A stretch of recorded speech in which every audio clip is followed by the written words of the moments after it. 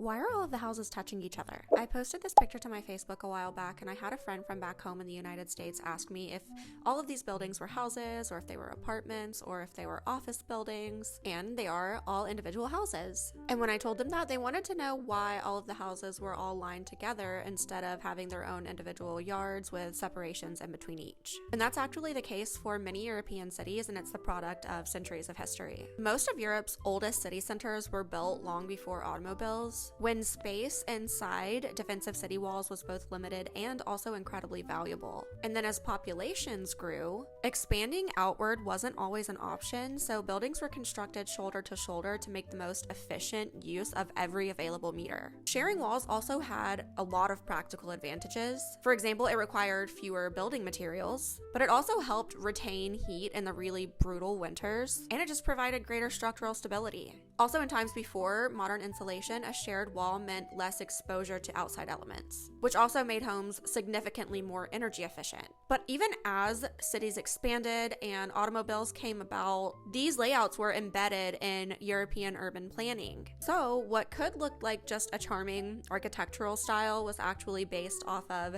economics, geography, and centuries of urban planning, all preserved on streets that we all still live on today. If you enjoy this kind of content, leave me a comment, let me know any other topics you want to hear about, and follow along to hear more.